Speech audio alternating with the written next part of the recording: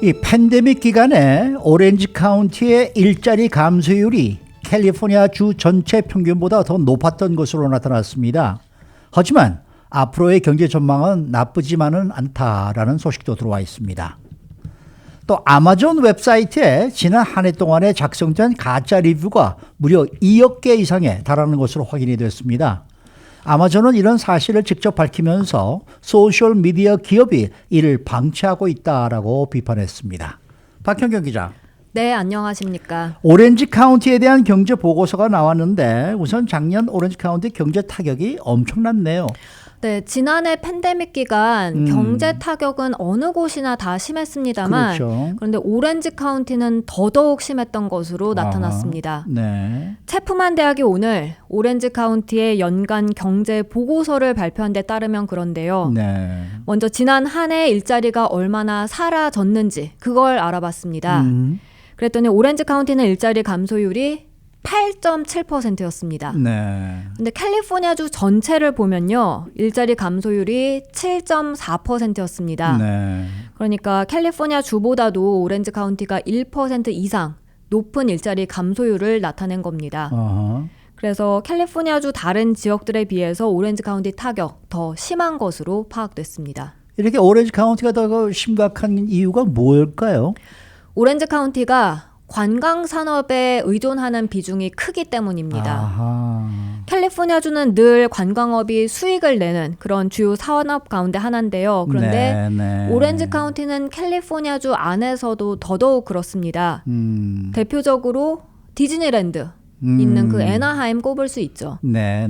연휴 때 보면 전국에서 가장 많이 찾는 지역으로 사실 이 애나하임이 늘 포함되는데 네. 작년엔 디즈니랜드가 이제 폐장하면서 디즈니랜드뿐만 아니라 그 지역 전체 상권들이 무너져 내릴 수밖에 없었습니다. 네. 디즈니랜드 주변의 호텔 등 숙박업 그리고 그곳의 식당들 그렇게 해서 요식업까지 이런 곳의 일자리도 함께 다 사라져 버렸고 관광업의 큰 그런 비중을 차지하고 있는 오렌지 카운티는 일자리 감소율이 다른 지역에 비해 더 커졌다는 분석이었습니다. 이제 디즈니랜드도 다시 오픈을 했고 이제 그렇게 되면은 일자리는 다시 회복이 될까요? 네, 오렌지 카운티는 경제 전망 그래도 괜찮은 편입니다. 네. 올해 평균 일자리 증가율은 2.8%로 전망됐습니다. 네. 이는 캘리포니아주와 비슷한 속도로 그렇게 일자리 증가세를 나타내는 겁니다. 그리고 연말이 되면 연간 증가율로는 8%에 달할 것으로 이 체프만 대학의 이메리투스 도티 총장은 직접 밝혔습니다. 그렇게 해서 오렌지 카운티에선 상당 부분 일자리를 회복할 전망인데요. 하지만 이 팬데믹 이전 수준과 비교를 해보면 그때와는 여전히 3만여 개 일자리가 적은 것으로 나왔습니다. 하지만 팬데믹 이전 수준을 넘어서는 그러한 것도 지금 부문도 있다는데 어떤 겁니까? 바로 건설업입니다. 아하. 도티 총장은 오렌지 카운티 건설 비율이 팬데믹 이전 수준을 넘어서게 될 것이라고 밝혔습니다. 네. 그도 그럴 게 주택 부족 현상이 워낙 심하니까요. 심각하죠. 네, 특히 2년 뒤인 오는 2023년까지 인플레이션 속도가 지금 예상 속도대로 온다면 그럼 모기지율은 거의 5%까지 오를 수 있다는 관측이 나왔고요. 주택 공급난은 이미 시작해버렸죠. 이런 가운데 도티 총장은 오렌지 카운티 중간 주택 가격이 100만 달러를 넘고 감당할 수 있는 주택은 빠르게 줄어들며 향후 2년간 그 압박이 더 커질 것으로 예상했습니다. 이에 따라 지금 단독주택과 아파트 건설 퍼밋은 굉장히 많이 늘어났습니다. 작년 5,900건에 불과했는데 올해는 1,200건으로 무려 73%나 급증했습니다. 그리고 오렌지 카운티에서 주택이 매물로 나온 뒤에 팔리기까지 그 시간 22일에 불과합니다. 역대 가장 빠른 속도로 팔리고 있는데요. 이런 상황 속에 연말까지 건설업 일자리가 11만 2천여 개 늘어날 것으로 보고서는 전망했습니다. 캘리포니아 주정부 전체, 캘리포니아 이 주 전체로 나온 보고도 지금 있습니까? 네, 캘리포니아주에서는 다른 어떤 주들보다도 더 많은 일자리 감소가 있었습니다. 32만 개 일자리가 사라졌는데요. 이건 다름 아닌 캘리포니아주가 워낙 이 코로나19 경제 규제를 엄격하게 시행했기 때문입니다. 그렇죠. 그래서 일자리는 많이 죽었지만 그렇지만 코로나19 사망자 비율을 보면 그렇게 경제를 좀 완만하게 좀 널널하게 풀었던 다른 주들보다는 적었다는 평가입니다. 네. 이제 그런 상황에서 전면적인 경제 재개방이 이루어졌으니까 좀 다시 경제가 회복하고 팬데믹 이전 수준을 뛰어넘기를 희망해 봅니다. 그렇습니다.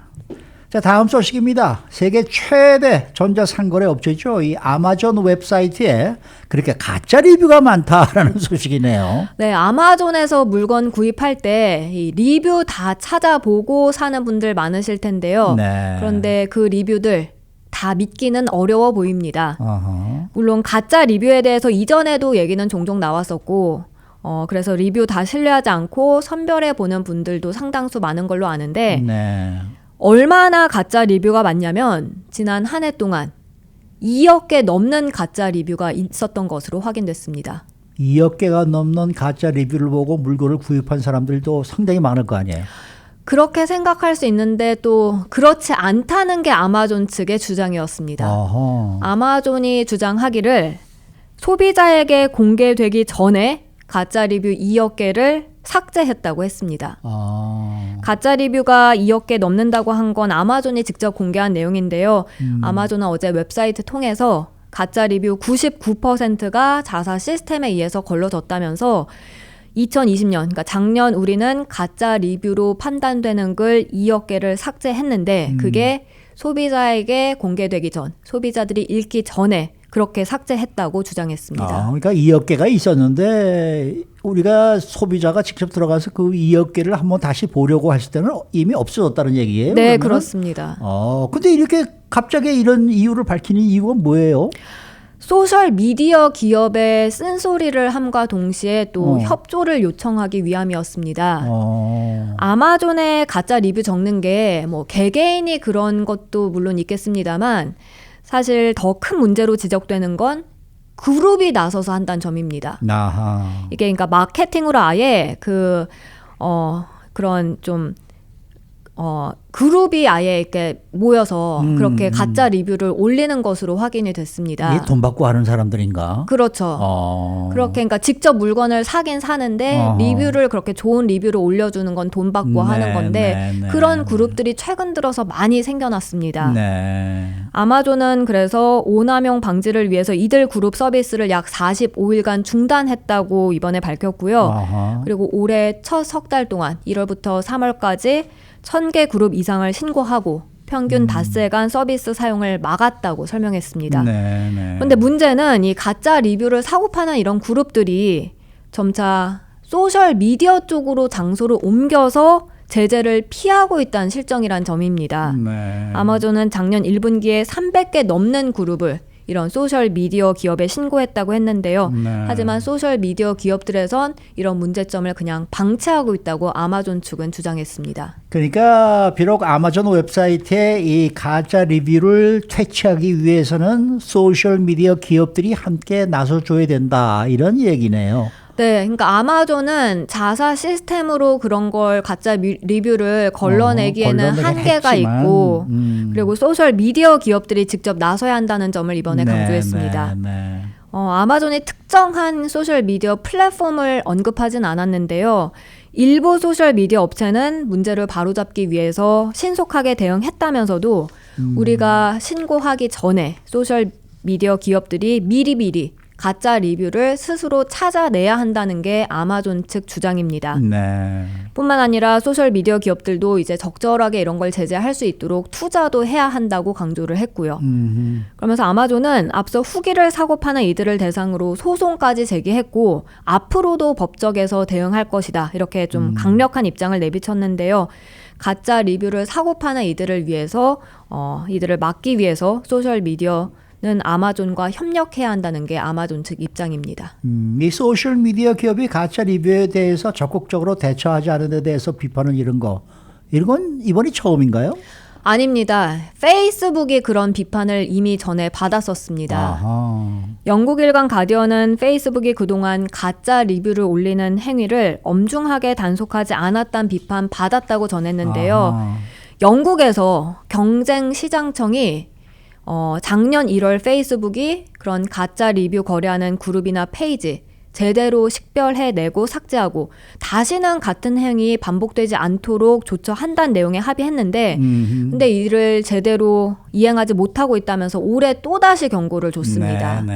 이후 페이스북은 가짜 리뷰 거래한 16,000여 그룹 이 서비스 사용 중단한다고 발표를 했는데 근데 사실 이번에 아마존에서 소셜 미디어 쪽에 비판을 하고 뭐 좀 협조해달라고 한 거는 일리가 있는 얘기긴 합니다만 또 무조건적으로 아마존 측을 이해할 수는 없는 게 아마존이 소셜 미디어 쪽에 광고를 또 하고 있거든요. 아하. 그런 쪽을 통해서 아하. 이제 소비자들이 아마존에 와서 그 물건을 살 수 있게끔 보고 있기 때문에 그게 좀 아이러니한 부분이 사실 있습니다. 그러나 저러나 박경경 기자는 리뷰 보고 물건 구입하세요? 그럼요. 저는 별 5개짜리 리뷰도 꼭 보고 가장 낮은 평점의 리뷰도 다 본 다음에 그 다음에 구입하는 편입니다. 그러니까 리뷰가 일종의 댓글 아닙니까? 한국에서 말하는? 그렇죠. 저는 댓글이라는 걸 별로 그렇게 믿지 않는 사람이거든요. 저들은 안 보려고 하고 그러는데. 네. 그리고 아마존에 들어가서 물건을 살 때 또 별표를 보고 사고 저는 그런 적이 없었어요. 그냥 뭐 내가 아는 브랜드를 찾아서 그 브랜드의 그 물건 그러면 그냥 그걸 그렇게 구입을 했지. 뭘 그렇게 이렇게 들여다보고 고민하고 이것을 살까 저것을 살까 뭐 읽어보고 그런 적까지는 없었던 기억이거든요. 오히려 그게 더 잘한 판단이 아닐까 싶습니다. 이렇게 가짜 리뷰가 많다고 하면 그동안 가짜 리뷰에 현혹돼서 샀던 게 있지 않을까 싶습니다. 그런 게 있을 것 같아요. 네. 수고 많으셨습니다. 감사합니다. 박현경 기자였습니다.